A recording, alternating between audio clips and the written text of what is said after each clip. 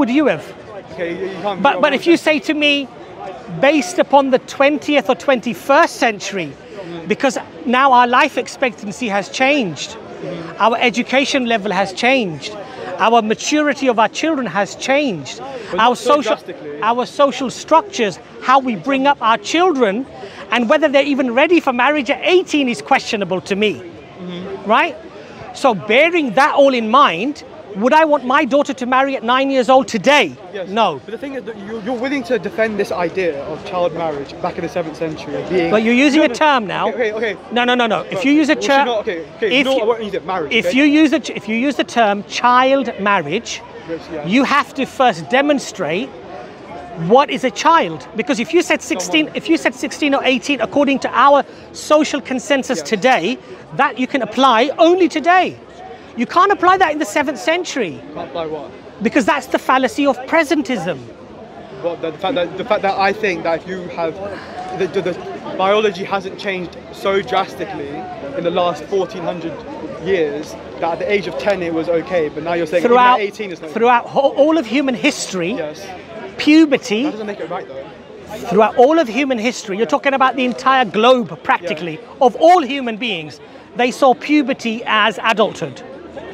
Now, I would think it's very arrogant of me today to say that you all got it completely wrong. Even if your life expectancy was to die at 25 or 27, I'd say no, 16 or 18 should still be the minimum age. In which case, before your child reaches 10, you're probably going to be dead. No, but in my eyes, the Prophet has a different standard though.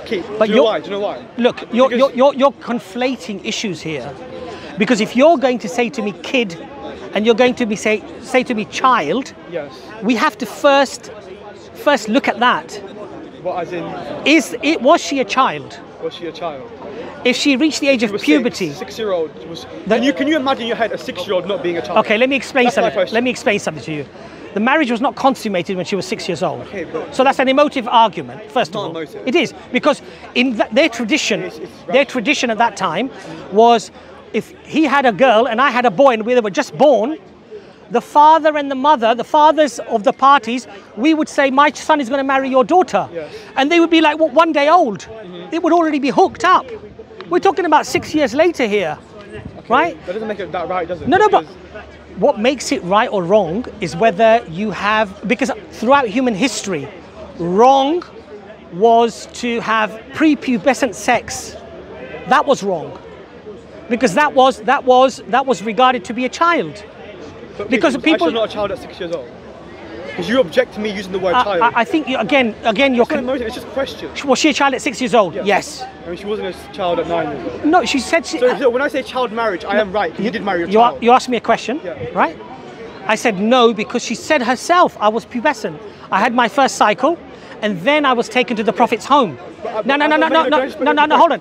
Now what you're saying? You objected earlier when I said Muhammad participated in child marriage. Yes. I asked you, was she? You said, oh, what's the definition of child? Yes. You admitted just now that when she was 6, she was a child. Was she married to the Prophet? You said he married her at 6. Betrothed. She was betrothed to the Prophet. Now you're trying to change semantically. I'll tell you why it's not semantic. You did say marriage. I'll tell you why it's not semantic. How do you complete the marriage contract between a man and a woman in Islam? Do you know? Well, isn't there the nikah where you have to sign the contract? No, you're wrong. That's not the. Okay, I don't know. You have to consummate the marriage. Sexual intercourse. In order for it to be just. For it to be a marriage completed. So it wasn't a marriage. They weren't married. But it's not my fault. You can actually go check. You did say the word marriage before. But we're using English terms here, aren't we? We're using English terms here. Brother, let me just say one thing to you, right? I understand. As Muslims, people find this uncomfortable to deal with. But you have to deal with these things without emotion. You have to deal with them pragmatically and intelligently, intellectually. If you go with emotion, oh, I see a 9-year-old and 52-year-old man marrying another. I can't bear that. Don't you feel that down there, internally? You think like, come on. But forget about just intuitive. Brother, let me be honest to you. Let me be honest to you. Is this me? Let me be honest to you. Does anyone else feel that? Let me be honest to you. 9-year-old, 52. I have a daughter. If she was 9, the thought of her marrying a man would be completely alien to me. Yeah, you'd be disgusted. Devastating. Like but I have to be pragmatic. I have to be intelligent. I have to realize where are those emotions coming from? Are they coming from a matter of fact? an absolute reality? Or are they a consequence of my social structure, of my social upbringing, of my palatability to certain things, right? And how that taste, how that palatability has been trained to certain things in relation to directly the social dynamics that we live in. We don't have life expectancy at 18 or 20 years old today. People live till 70 or 80 years old. There's no rush to get married, okay? We have a structure where there isn't such abject poverty and difficulty that you might not be able to even feed your children. So to get them married would mean survival. You see, you're judging a situation in the light of a pre-liberal, modernistic, 19th, 20th century, a dilemma, right, or environment, and you're applying that retrospect. So that's why you're saying, doesn't it make you feel intuitively? Intuitively, based upon what though? The nurture and nature of your time. But that's to say that I've been conditioned into thinking that's wrong. Absolutely. If you were born in the 7th century, and you betrothed your daughter at 6 and she got married at 9, you know what? You wouldn't even bat an eyelid. Because that was that was the absolute social norm of the time. It was the done thing. No, but just because it's a social norm, that's one level. What I was saying before was, when you say the prophet is a messenger from God, yes, as a Muslim, I have to hold him to a different standard.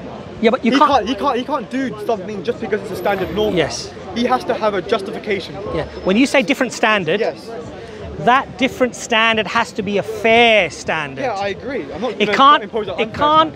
You cannot imply the fallacy of presentism to judge the Prophet ﷺ in the 7th century. I know, but that's a fallacious argument, and it's an unfair argument, because what you're saying is, I don't care what your life expectancy was, I don't care what your education level was, I don't care what the social norms were, I don't care what Europe were doing, because people were allowed to marry pre-pubescent in Europe. I don't care about any of that, okay? But I care about this. I just feel like it's a harmful, because the only reason we as Muslims really believe it is because it came through Bukhari. If Bukhari hadn't mentioned it, we wouldn't have such a die-hard, approach to this issue. And the reason I find it problematic is not one because of an internal disgust when I think of a 6-year-old with a 50-year-old. Yes. It's also because even today, in many parts of the Muslim world, there's a problem with this. No. Yes, there is. No. Most Muslim countries have a minimum age of 18. I know, I agree. But we're not talking about law-abiding citizens here. We're talking about people within countries like Pakistan, which I imagine. Do you know 9-year-olds getting married in Pakistan? Because I don't. What, child marriage? Yes. Yes, no, I don't. You don't know about the child abuse going on in Pakistan? Brother, come on. This is a silly. Especially within mosques. Brother, this is a very silly argument. Brother, it's a silly argument. Have you looked at the case in Ireland with the Catholic nuns? Yeah, they probably do the same. And did you know what they did? I'm saying, as a Muslim, I'm looking at Muslims. No, but the point I'm trying to make to you here is this.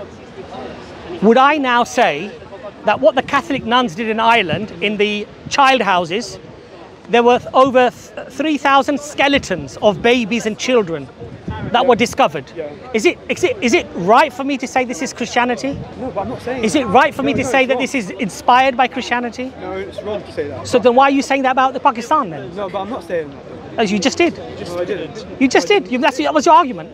My argument. Listen, brother. My argument was that you can't on one hand say it was okay at that time for the Prophet to marry a 6-year-old, and when people today say, look, we don't feel like human biology has changed enough, and our culture's still a bit different. Let me explain something to you. In their culture, okay. If in their culture they think it's normal, you said back then the social norm was. What are the rules for marriage?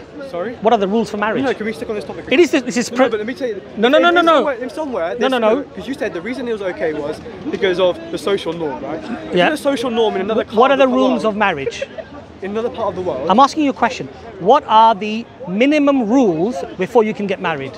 What are the minimum rules? Yes, before you get married. I haven't read them. You can't force the person. Okay. They have to be mature enough to take on the relationship. Who judges that? The parents. The parents. Okay. You have to be physically mature. You have to be pubescent, not prepubescent. Yeah. Okay. When you take all those, and there cannot be harm. So, for example, she may be pubescent, but she's very petite, very small. Maybe she hasn't quite matured physically. The parents can say, look, she's physically not right, she's not ready. She needs a couple of more years. If there was Parents decided that. if there's physical harm, you can't do it. Okay, but so when you take all of that into who consideration, judges that? Parents. of course, who are going to who are going to be judging what's best for their children? Yeah, It would be the parents, right? But if they, let's say, decided that it was okay, right? Let's say these parents in a rural parts of somewhere, and they have a different social circumstances. Their life expectancy is not too different to what it was in 14th century Arabia. There are still places like that in the world, and they decide that, look, we think we want our 6-year-old today to get married. Okay. Would you be fine with that? So if you go to the Amazon jungle, where you have tribes that living wild, Yes. where their girls do they consummate the marriage very early, yes, much earlier than 16. Yeah. Are they intrinsically wrong for doing that? What? Could you argue that they are causing some sort of emotional harm?